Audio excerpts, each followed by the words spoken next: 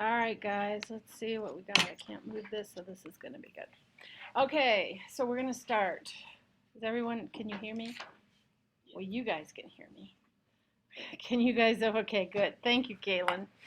Okay, so we're going to talk about factoring polynomials. Okay, according to Jordan, it's the easiest thing in the world. What? Oh, okay. What I can do that too. Sure you can. Okay, Okay, you should plug it in then. I did. Maybe it's... Okay. Push this. Maybe this is... I don't know if that's... Okay. I'm at 12%. Well, it won't die. We'll go fast. Okay, so guys, we're factoring. Fun factoring.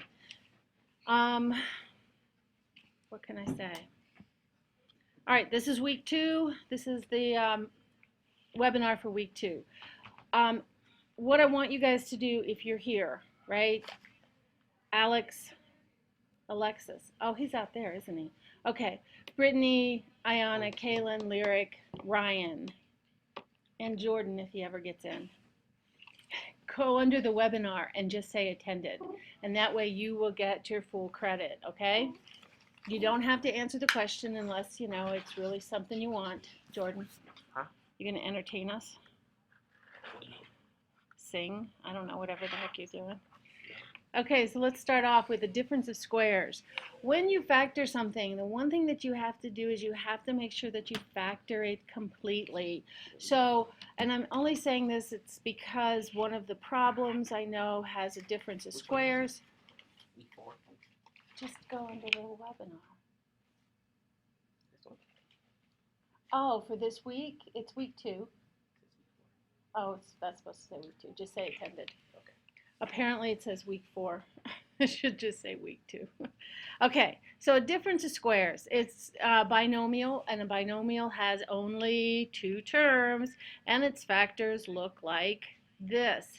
A squared minus B squared. When you factor it, you take the A term, you take the B term. Those are what your 2 binomials are going to be, and the only thing that's different is the sign in between. A difference of squares means that the first term is a perfect square and the second term is also a perfect square. Okay? That's all it is. So, factoring. So, first method. Interesting. Let's go back. I know. Well, that's because you're not even in. Okay, so I'm gonna, I don't know what you're doing. Okay, so how come I can't write here? I'm just having all kinds of fun times. Hold on, guys. What's the matter? There you are.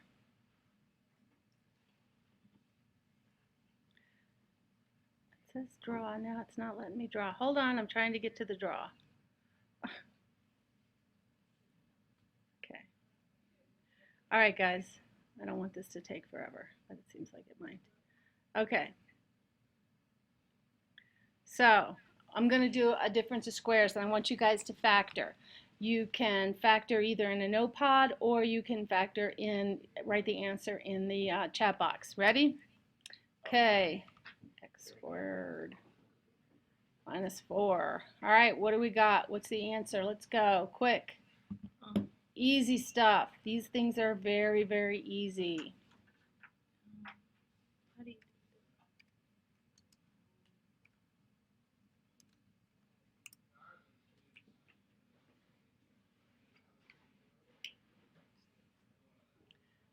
Okay. Ayana's got it in there.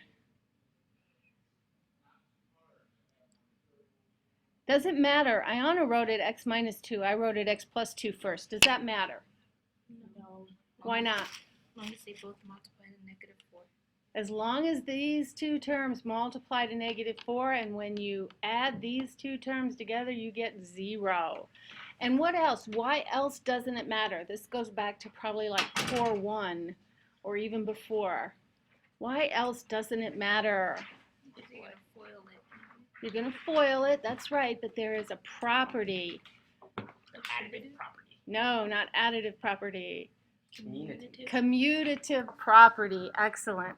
Because when you multiply things, 3 times 4 is 12, 4 times 3 is 12, exactly. Okay, so factoring a polynomial means expressing it as a product, all right?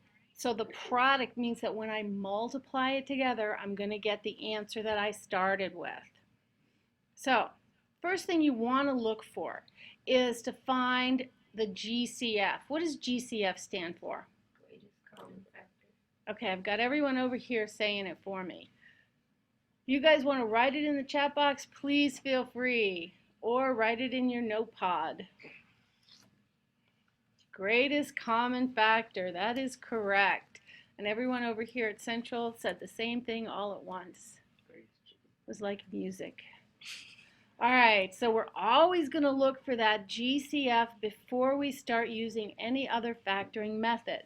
Because if you don't factor out that greatest common factor, you haven't factored it completely. Okay, so the steps. Number 1, you're going to find the greatest common factor first. Always, always, always look for that and divide it out. Then you're going to divide that polynomial. There you go, just what I said. And the quotient is the other factor. What is the quotient? What is quotient? Dividing. Answer you get from dividing. Good. Everyone over here said it. And then we're going to express the polynomial as a product of the quotient and the GCF. So let's look at this one. This one's pretty easy. Is there a GCF? And if there is, what is it? 3CD.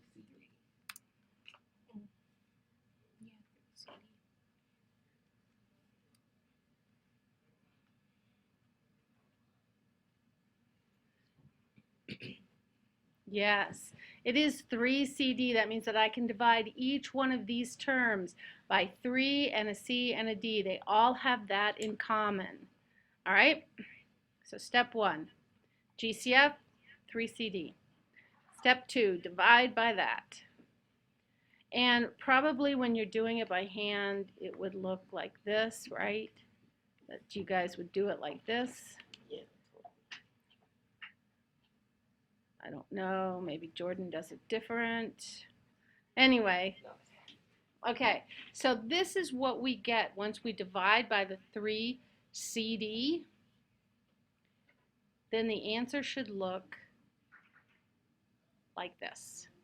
It's a product, so we're multiplying by these two things. It's a product of those two. What are these? Binomials, monomials, polynomials? What? One is a trinomial and one is a monomial, only one term. Okay. So we're going to factor these looking for the GCF. Ready? GCF for the first one. Write it down. What is it? What is it? Sugar. What's the GCF for the first one?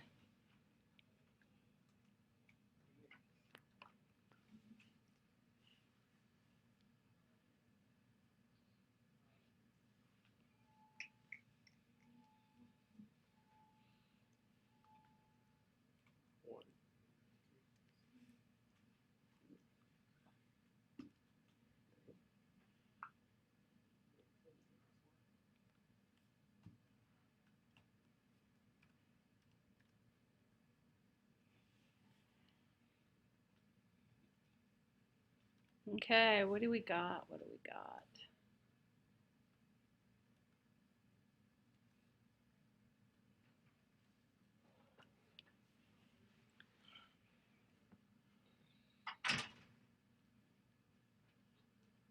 Okay, Brittany, are you still working? I don't want to move on if you're still working. Okay. Brittany's still thinking. So you guys, Jordan, Kaylin, Alexis got some answers down here. Jordan, Ayana, Kaylin, you got some answers. Ryan had to get a charger. So, all right. So you ready? So the first one, the GCF is 3x. The next one, GCF is 5. And the last one, the GCF is 4x y squared z. Y squared. 4. 4. Oh yeah. 8 doesn't go into 12. Okay, does that make sense to everybody? Yes or no? Yes. Okay, and once you factor them out, then you divide. So, like for this one, I would divide each term by 5. 5x squared divided by 5 is just x squared. 10x divided by 5 is just 5x. I'm sorry, 2x, and then 35 divided by 5 is 7. All right, factoring method number 2. So the first thing that you're always going to do is look for the GCF, right? Second thing is factoring the difference of squares. So we already kind of went over this. So here's an example, x squared minus 16. So what's the square root of x squared? All right, guys, I'm going to have to take away everybody's x. Exactly. What is the square root of 16? 4. So our terms, I'm going to write them down. X minus 4 and x plus 4. X minus 4, x plus 4. Let's see. Because it's x squared minus 4x squared, and then it's x squared plus x plus 4x minus 4. All right? Those are pretty easy. And they're usually easy to see, but watch out for them like when you get up to like 11 squared, so 121. Make sure that you're really looking for those, the bigger numbers, okay? Okay, what about this one? Ooh, we got a fraction. What do you think? First off, is this a difference of squares? Because if it isn't, I don't think we can factor it, can we? Is this a difference of squares? Yeah. I got one yes. Yes. Got 2 more yeses. Alexis, Kaylin, Brittany, what do you think? What was the question? Is this problem right here a difference of squares? If you do this one, would you have to take the 49 times the 81? No. No. No. What is the square root of 49? 7. 7. So 1 over 49 has a square root, and what is it? 1 over 7. Make sense? Yeah. Okay. So 1 over 7x, the whole thing squared, minus 9, and there you go. Oh. Okay? Make sense? Okay. So here we go. We're going to try these on your own. Let's go, guys. Remember GCF and then difference of squares.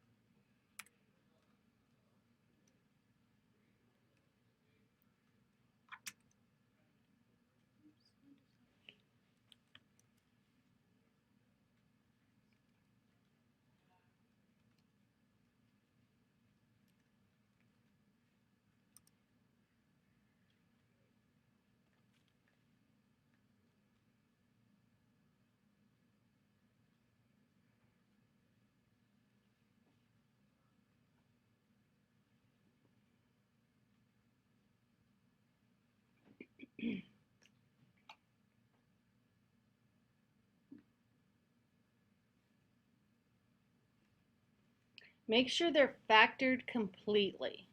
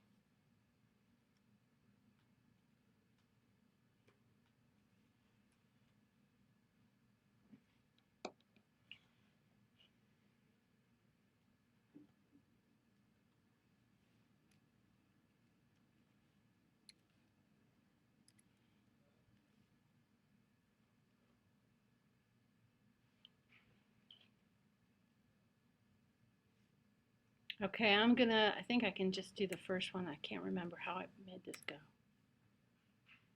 All right, if they all come up, I'm sorry. Oh, there we go. So the first one, yay. First one, everyone got that right. Excellent. Please remember that when you get up into those higher numbers, just think about what is the square root. And if you cannot, don't let that be a sticking point for you. Break out a calculator, okay? There is nothing wrong with using a calculator. Okay, we're ready for the next one? 3y minus 13x, 3y plus 13x. Looks like everyone got it. Yay, good job. And again, this 169, it's a big number, but just think about the bigger numbers, that the bigger square roots. All right, last one. Are you ready? So, x squared minus 4.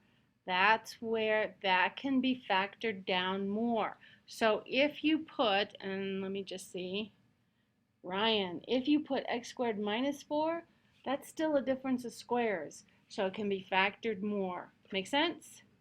And watch for that on the practices. Just a little FYI, heads up, okay? So make sure when it says to factor completely that you look inside the parentheses again and again. Like I would look inside this one again to see if I could factor out something else. All right, now the trinomial parts. There are a bunch of different ways to do trinomials, but there is only one way that I can do it, that it makes sense to me. But like I said, there's all kinds of ways, and so whatever way works for you is what you should do. So, first off, factoring a trinomial, 9 times out of 10, you're going to have 2 sets of parentheses. And the product of the first term, both binomials must equal the first term of the trinomial. So what that's saying is that the number that's going to go in here, the first term of each of these, has got to equal the ax squared, right, when I multiply it together. All right? And the product of the last term, so if you're looking at, let me get my, if I'm looking at my, okay, so my last term would be the term that's over here. So when I multiply those together, they must equal this C term, okay? That's what that means. So most of the time, and you don't have to do FOIL if you don't like FOIL. This stands for first, outside, inside, last. So just making these numbers or just putting in things here. First means the first terms of both of them, right? Let me change my color. I don't know if you can see this. Outside means this one times this one, the outside terms. Inside, let's make it this color. Inside means this one times this one. And last means, I don't know what color is going to show up, this term times this term. All right? So that's what FOIL stands for. You do not need to use it. You can use distribution. You can always use distribution. It's just FOIL. This acronym stands for something, and if it's helpful for you to remember what it's going to stand for, then use it. All right? So does the term FOIL make sense to everybody? Yes, no, maybe so? Okay. You can always do distribution. Now, I'm going to show you the way that I do it, and this works whether you have a 1 in front of this x term or if you have any number, 2, 3, 4, 5. The way that I factor, I put my first term in this upper left corner. I put my last term in the lower right. And in the middle, I put the variable that's with the linear term. Then I multiply a times c. In this case, it's 1 times 8, so that's 8. So I want factors of 8 that are going to add up to negative 6. So what are factors of 8 that add up to negative 6? Negative 4 and negative 2. Negative 4, negative 2. Why do they both have to be negative? That's right, but why? To get the positive 8. Good. Now, from there, doesn't matter where you put that negative 4 and negative 2. Okay, I could switch these around, but I just put them there. All right, this is not a negative, so don't look at that. Okay, so common factor between the top row is what?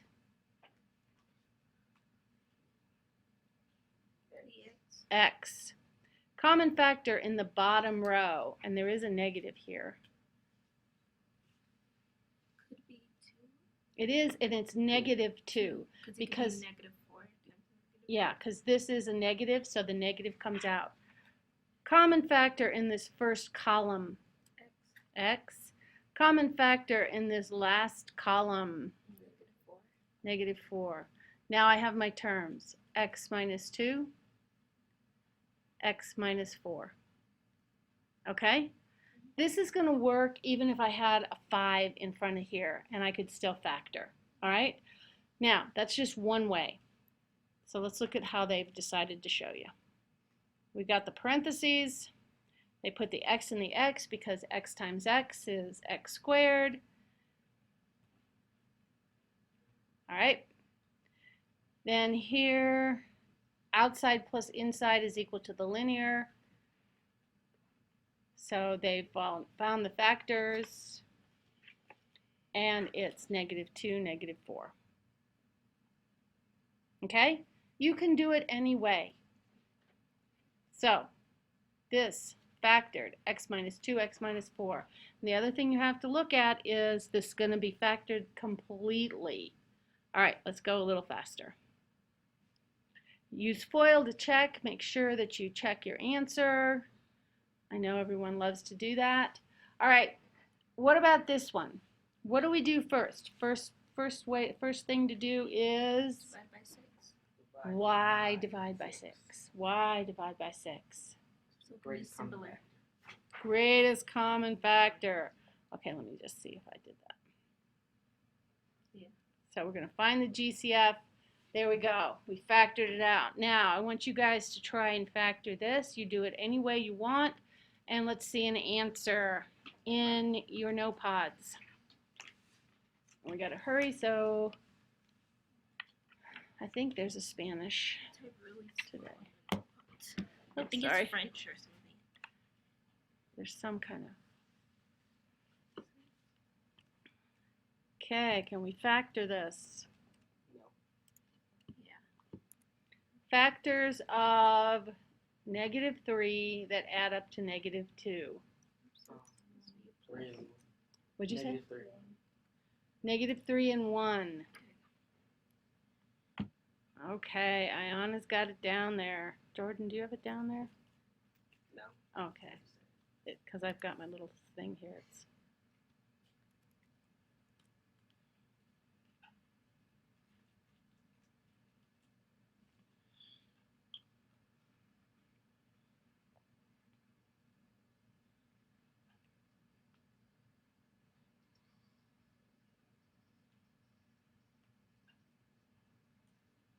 all right.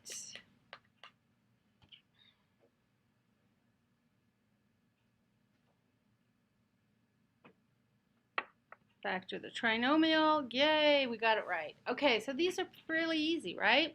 So when A is greater than 1 and C is less than 1, there may be more combinations. And what that just means is, in this particular case, A is greater than 1, C is less than 1. So you need to think about what's going to, if both need to be positive or if both the terms need to be negative. All right, so first off, again, this is one way to do it, and then I'll show you my way. So we could either do 3x times 2x or 6x times x, right? So those are the whoops, I went backwards, sorry, going the wrong way. Okay, now we want to find the factors of -5. That should be a times. I don't know why it came out G. It's times, right? Okay. So order can make a difference. So we're going to place the factors inside the parentheses until the outside plus the inside is equal to the middle term. Try this one. Does this one work? Outside plus the inside. Nope, that one doesn't work. Okay, try it again. Switch the order. So outside plus the inside, am I going to get -13? Nope. So the first ones always have to multiply towards the... To this, to the first term, okay? So outside plus the inside, in this case, it's going to work. All right, so I just want to go back and show you something. So if I look here, 6x plus 13x minus 5, remember that for me. 6x plus 13x minus 5. All right, so this is my method. And again, please use whatever you're comfortable using. 6x squared, right? -5, x and x. I want factors of -30 because that's A times C that are going to add up to +13. So what are they? 3 and 10. 3 and 10, right? +3, +10. That adds up to 13. But it doesn't multiply to -30. Right. What about, and just 15. 15 and -2, right? Yeah. So -2 and 15. Common factor in the first row going across. What is it? 2x. 2x. Common factor in the bottom row going across. -5. 5. Just 5. Because this one is positive. So it's 5. Okay, let's go up. Common factor here. X. Is that it? 6 and 15? 3. 3x. Common factor here. -1. -1. And there we go. 2x plus 5. 3x minus 1.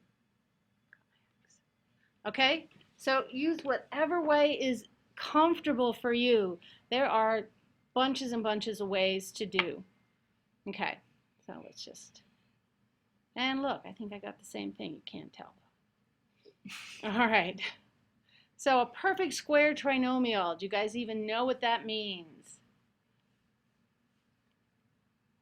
Oh, it's like when it's x minus 1 and x minus 1, so Yeah. it's just the same. Yeah, it's the same. So that middle term is going to be 2 times the first term times the last term. Does that make sense? Yes. Okay, So a perfect square trinomial can be factored.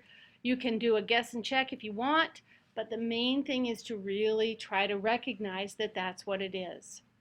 So in this particular case, we have x squared, we have 16. So we want it to equal 8. You can do 4. Right, 4 squared, right, is 16. So 2 times 4 is 8. So this is a perfect square trinomial. So it's going to be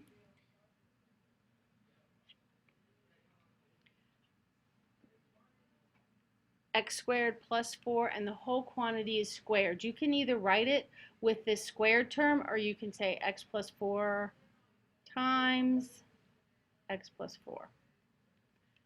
Okay? All right. What about this one? If this is not the last one, this is going to be the last one because someone has to go to a different webinar, and it is 2:30 or 1:30. So 3 squared. So right here we got 3 squared. And then 2 squared. 2x, right? Yeah, 2x. Okay. So what we want to know is 2x times 3, and then I multiply that by 2.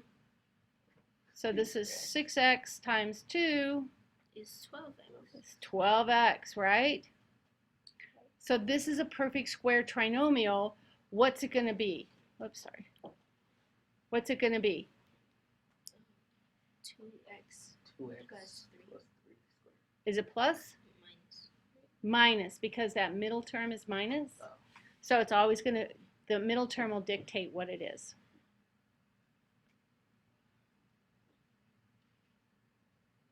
So 2x minus 3, 2x minus 3. Or you could say 2x minus 3 quantity squared. All right. So you guys all attended. Go to the webinar discussion page, say attended. For those of you that did not attend, these are the answers that I want from the discussion, for the discussion. All right? All right. Anybody have questions? No, no, no? Good to go, guys. Then we will see you later. Bye-bye. Thanks for coming.